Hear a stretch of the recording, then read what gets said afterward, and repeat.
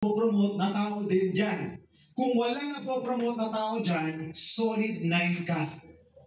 Naging manager 1, solid 9 ka sa GPB niya. Nag-promote ng manager 2, 8% ka, GPB. Now, look at this. Tignan niyo po ha. Me, Director 3. Kada may papasok dito sa live, 7 euro ako. Pagpasok pa lang. Pagpasok, pag nagbenta, 7 euro ako based on GPB. Okay. Pag dito naman pumasok, 5 plus 7. Ilan po yun? 12. 12% or 12 euro ako pagpasok pa lang. Habang lumalapad, may 12 ako. Pag lumalim, 7 plus 5. Pag lumalim, 7 plus 5 ulit. So kung ano po yung nandito, idadagdag doon sa aking existing percentage. Kung ano ang nasa ilalim, yun naman ang automatic na makukuha ko. So, hear me out. Go wide, better income. Go deep, no breakaway in terms of income. So, dahil po, kaya dito, nung kami nagkakaposisyon, akala namin babawas ang income ng mga upline. Akala ko, pag dumami ang director ko sa ilalim, lilitang kita ko, baliktad. Nung dumami ang director ko sa ilalim, lumaki ang kita ko. Sabi ko, paano nangyari yun? Wala pala rito diminishing income.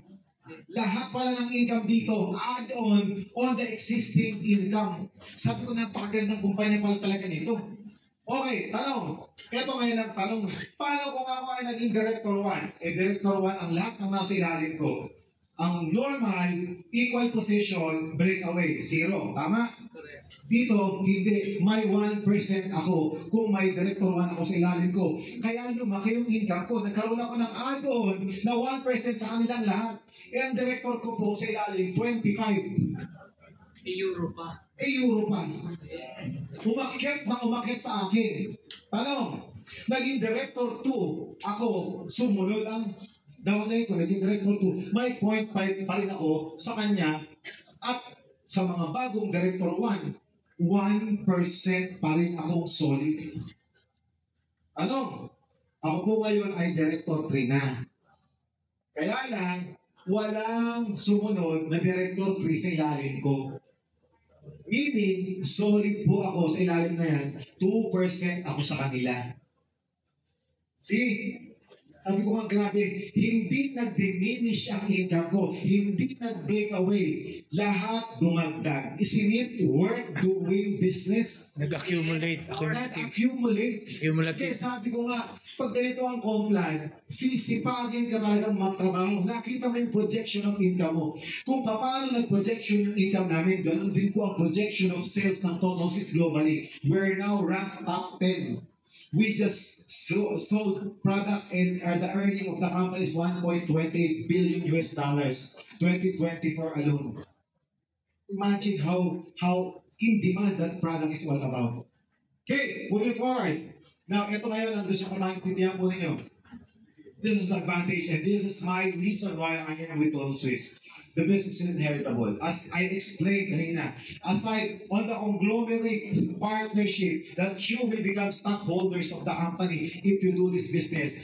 This inheritable business, for those elderly, I like you to be inspired.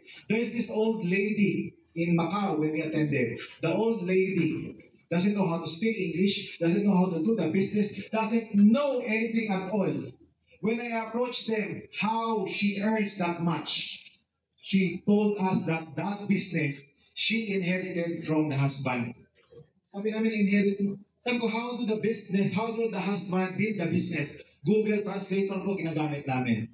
According to the wife, the husband always shares the product to other people. Benefit of the product.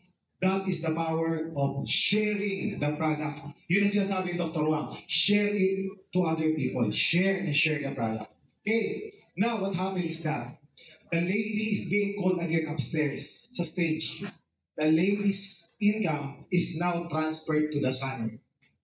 Inheritable. Worth doing. Sa company sa Pilipinas, nagka-problema ka lang, tanggal lang ang account mo, kukunin yan. Pag napag-interesan pa ng upline mo, kuha na ang account mo. Ito.